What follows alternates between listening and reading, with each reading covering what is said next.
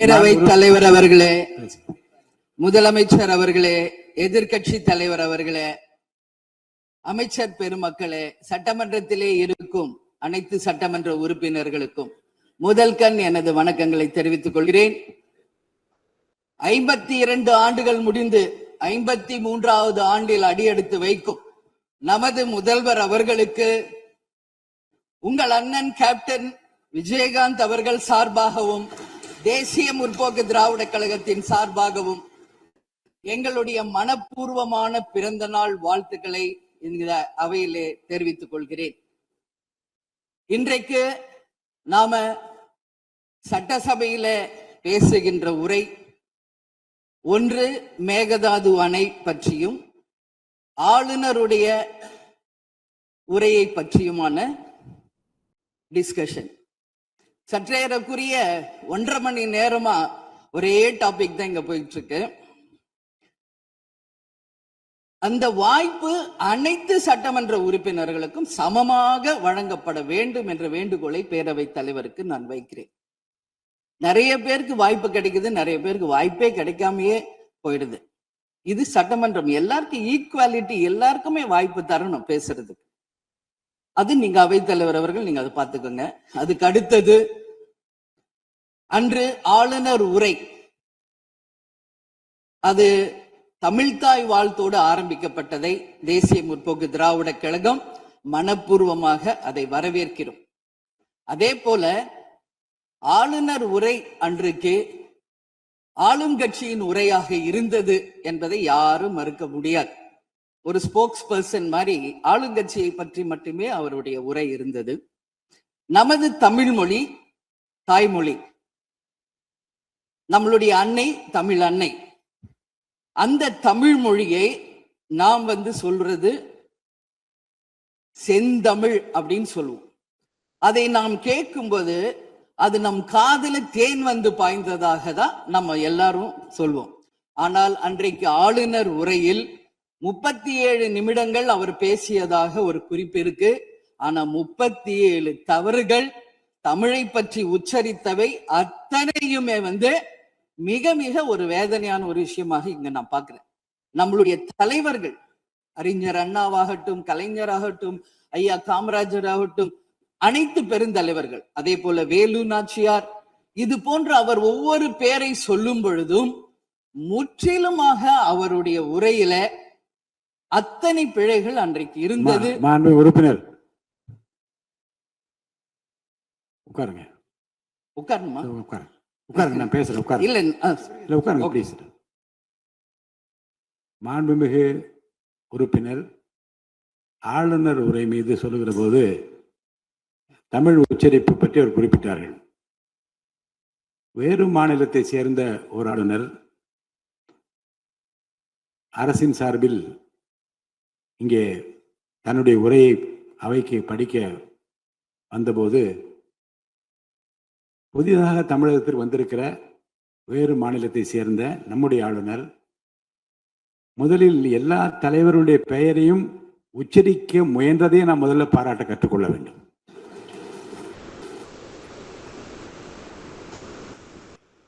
இன்னொன்று, எல்லா பெயர்களையும் விடாமல் படிக்க வேண்டும் என்று அவர் காட்டிய ஆர்வத்தை நீங்கள் பாராட்ட வேண்டும்.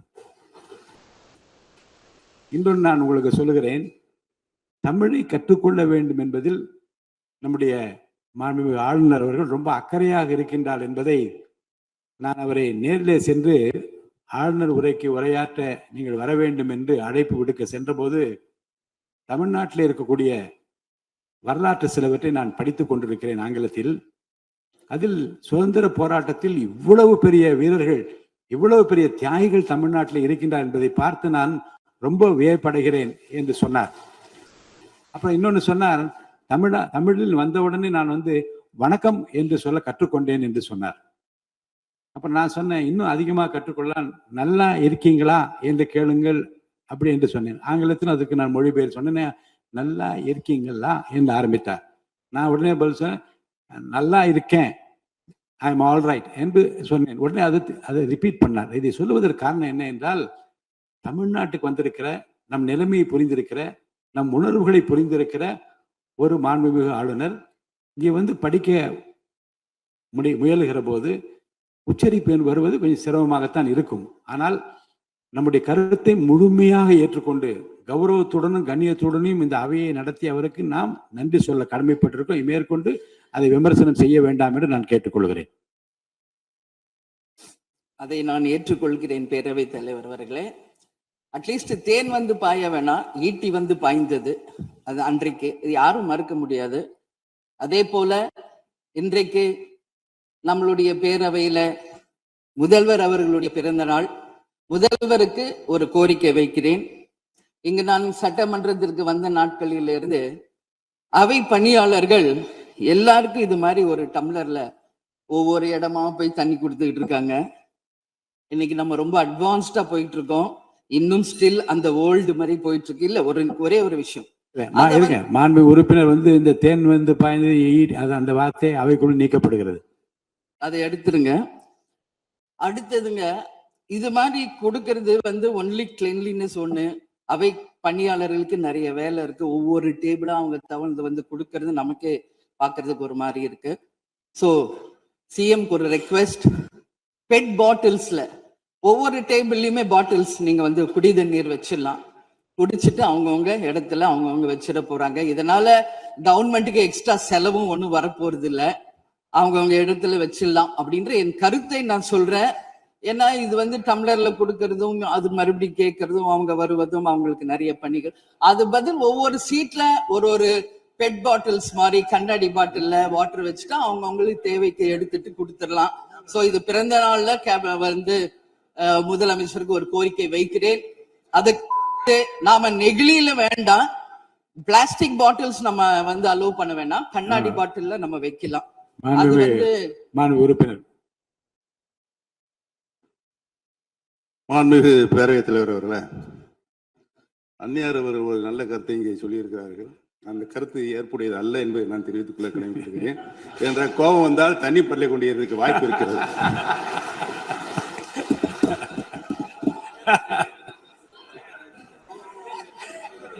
உறுப்பினர் பேசலாம். இப்போ தண்ணி பாட்டில் தான் வீசணும்னு கிடையாது, டம்ளர்ல கூட வீசி அடிக்கலாம். உறுப்பினர் ஒரு நிமிஷம். தலைவர் அவர்களே, நம்முடைய மாண்புமிகு முன்னாள் முதலமைச்சர் அண்ணன் ஓபிஎஸ் அவர்கள் ஒரு நிலையை குறிப்பிட்டு அதை எரிவதற்கான தண்ணி பாட்டில் எரிவதற்கான வாய்ப்பு இருக்குது என்று சொன்னார்கள். ஒருவேளை அவருடைய தனிப்பட்ட அனுபவத்தின் காரணமாக அதை அவர்கள் இங்கே குறிப்பிடுறாரா என்பதை நான் அறிய விரும்புகிறேன்.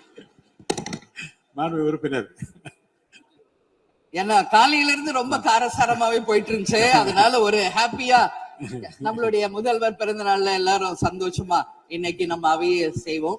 சோ பாட்டில் தான் வீசணும்ன்றது இல்ல, வன்முறைக்கு வேண்டும் என்றால் இங்க எவ்வளவோ இருக்கு, எது வேணாலும் வீசலாம். பட் நம்ம எண்ணம் அது கிடையாது. நிச்சயமாக தண்ணீர் என்றாலே பிரச்சனை தான் போல இருக்கு. அது காவேரி தண்ணீரா இருந்தாலும் டாஸ்மாக் தண்ணீரா இருந்தாலும் அது ஒரு பிரச்சனையா தான் இன்னைக்கு மக்கள்கிட்ட இருக்கு. உறுதியாக காவேரியிலும் சரி மேகதாதுலும் தமிழ்நாடு சட்டமன்ற உறுப்பினர் மட்டும் இல்ல, யாரும் அதுக்காக விட்டு கொடுக்க போவது இல்லை என்பது உறுதி. இன்னைக்கு நம்ம முதல்வர் அவரும் புதிதாக முதல்வராக இருக்கிறார். கர்நாடகா முதல்வரும் முதல் முறை முதல்வராக வந்திருக்கிறார். கேரள முதல்வரும் முதல் முறை முதல்வராக வந்திருக்கிறார்கள். சோ 3 முதலமைச்சர்களும் ஒன்று நட்பு ரீதியாக பேசி இந்த பிரச்சனைக்கு தீர்வு காணலாம். அப்படி இல்லை என்றால் அவங்க சொல்றது கேட்கலன்னா பக்காவா நம்ம வந்து சட்ட ரீதியாக ரொம்ப ரொம்ப பழமையான ஒரு விஷயத்த அன்னைக்கு நான் சொன்ன மாதிரி பேசிக்கிட்டே தான் இருக்கிறோம். இது வந்து முழுமையாக தீர்வு அடைய வேண்டும்ன்றதா எல்லாருடைய கருத்து. இன்னைக்கு நம்மளுக்குள்ள வாதங்கள் பிரதிவாதங்கள் டிஸ்கஷன்ஸ் இங்கு வந்தாலும் இது நிரந்தரமாக தீர்க்கப்பட வேண்டும் என்பதில் யாருக்கும் மாற்று கருத்து இல்லை. இப்ப 2026 இருக்கும், 3026 வரைக்கும் இது கண்டினியூ ஆக கூடாது, இன்னொரு 100 ஆண்டு காலத்திற்கு என்பதுதான் எல்லோருடைய எண்ணம். சோ அது நடக்கணும். அது மட்டும் கிடையாது, இன்றைக்கு நேற்று நடந்த ஒரு விஷயம் தமிழ்நாட்டில. நேற்று நான் நேரடியாக சென்று பாதிக்கப்பட்டவங்களை பார்த்தேன். Yesterday was a black day for Tamil Nadu. Sunday black சண்டேவாக நேற்று இருந்தது. இதுவரைக்கும் தமிழகம் காணாத ஒரு பேர் விபத்து அது. இன்னைக்கு பேரிடர் வந்து எவ்வளவு பிரச்சனைகள் இருந்தாலும் ஒரு அமோனியா தாக்குதல்ல இத்தனை பேர் பாதித்தது தமிழக வரலாற்றில் முதல் முறை. அனைவரும் வடநாட்டை சேர்ந்த பெண்கள், 20 வயசுல இருந்து 25 வயசுக்குள்ள இருக்கிற இளம் பெண்கள். அவங்கள நேரா பார்க்கும்போது மிக மிக மனசுக்கு கஷ்டமாக இருந்தது. என்ன ஃபேஸ்ல பாக்குறோம், உதடு, காது, மூக்கு எல்லாம் ப்ளீட் ஆயிட்டே இருக்கு. அப்போ டாக்டர்ஸ் அங்க எக்ஸ்பிளைன் பண்ணாங்க, இங்க வெளியே நம்ம என்ன பாக்குறோமோ அதுதான் இன்னர், அதாவது லங்ஸ். இதை பற்றி ரொம்ப விரிவான விளக்கத்தை எல்லாம் அமைச்சர் அளிச்சுட்டாங்க. இதை சுருக்கமா அதான் நான் பார்த்தேன், சரியானதுதான். நீங்க மேற்கொண்டு அதை பற்றி பேச ஆளுநர் உரைக்கு நன்றி தெரிவிக்கிற கருத்துக்கு வந்திருக்கீங்க. கண்டிப்பா. அதனால நான் நினைச்சேன் இன்னைக்கு ஒரு நிமிஷம் அவங்களுக்காக நம்ம மௌன அஞ்சலி செலுத்துவோம் என்று நான் எதிர்பார்த்தேன். இருந்தாலும் பரவாயில்லை. சோ அவங்களுக்கு நான் நேத்தே சொன்னபடி முதலமைச்சர் அவர்கள் 2 லட்சம் ரூபாய் கொடுத்திருக்கார். உடனே அமைச்சர்கள் போய் பார்த்தாங்க. அதெல்லாம் பாராட்டுக்குரிய விஷயம். ஆனாலும் ஏழ்மை குடும்பத்துல இருந்து வந்திருக்காங்க. சோ கன்சிடர் பண்ணணும்னு சொல்லி நான் கேட்டுக்கிறேன். உரிய சிகிச்சை தரப்படுகிறது. அவங்க பிழைப்பது நிச்சயம் கடவுள் கையில இருக்கிறது. சோ எல்லாரும் அவங்களுக்காக ப்ரே பண்ணுவோம் சொல்லி இந்த நேரத்துல நான் கேட்டுக்கொள்கிறேன். ஒரு பெண்ணா அந்த பெண்களை பார்க்கும்போது என்னால் அதை ஏற்றுக்கொள்ள முடியலை. அதனாலதான் சபையில் அதை நான் பேசுகிறேன். அதே போல இன்னைக்கு முதல் முறையாக மற்ற சப்ஜெக்ட் எல்லாம் பேசிட்டு இருக்கேன். என்னுடைய தொகுதியை பற்றி இதுவரைக்கும் நான் பேசவே இல்லை. நான் சட்டமன்ற உறுப்பினராக வெற்றி பெற உறுதுணையாக இருந்த திராவிட முன்னேற்ற கழகத்திற்கும் அதன் தலைவர் அண்ணன் ஸ்டாலின் அவர்களுக்கும் இந்த நேரத்தில் என் நன்றிகளை தெரிவித்துக் கொள்கிறேன். விருதாச்சலம் தொகுதி 2006 புரட்சி கலைஞர் கேப்டன் அவர்கள் முதல் முறையாக வெற்றி பெற்று ஒரு சரித்திர சாதனை படைத்த தொகுதி. மீண்டும் அந்த தொகுதியிலேயே என்னை வெற்றி பெற செய்த விருதாச்சலம் தொகுதி மக்களுக்கு என்னுடைய மனப்பூர்வமான நன்றிகளை இந்த அவையிலே தெரிவித்துக் கொள்வதில் பெருமை அடைகிறேன். அதே போல அந்த விருதாச்சலம் தொகுதி மக்களுக்கு நான் என்னைக்கும் உண்மையாக இருப்பேன், நேர்மையாக இருப்பேன் என்பதையும் இந்த நேரத்தில் தெரிவித்துக் கொள்கிறேன். அவைத்தலைவர் அவர்களே, இதுல விருதாச்சலம் தொகுதிக்கு தேவையான அத்தனை விஷயங்களும் நான் எழுதியிருக்கேன். அவை நேரத்தை நான் அதிகம் ஏற்றுக்கொள்ள எல்லாருக்கும் வாய்ப்பு தரணும் அப்படின்றதுனால ஒரு 3 பாயிண்ட் மட்டும் சொல்றேன். முடிந்த பிறகு இதை உங்க நேரடியா உங்க கையில் நான் தருகிறேன். அதை நீங்கள் எடுத்து தீர்மானமாக நிறைவேற்றி அதை நிறைவேற்றி தரணும்னு சொல்லி கேட்டுக்கிறேன். விருதாச்சலம் ஒரு மாவட்டமாக அறிவிக்கப்பட வேண்டும் என்று ஒரு நீண்ட நெடிய கோரிக்கை பல ஆண்டுகளாக இருக்கிறது. அதுதான் அங்கு எல்லா மக்களினுடைய விருப்பம். அதை நீங்கள் முதல்வர் அவர்களும் அவைத்தலைவர் அவர்களும் கவனத்தில் கொண்டு விருதாச்சலத்தை ஒரு தனி மாவட்டமாக அறிவிக்க வேண்டும் என்பதை இந்த நேரத்தில் நான் சொல்கிறேன். அதே போல பீங்கான் தொழிற்சாலை மற்றும் கல்லூரி தமிழ்நாட்டில் வேறு எங்குமே கிடையாது. அது விருதாச்சலத்துல மட்டும்தான் இருக்கு. கவர்மெண்ட் அந்த ஃபேக்டரியும் சரி, ஒரு காலேஜும், பட் ரொம்ப ஒரு நலிவுற்ற நிலையில் இருக்கிறது.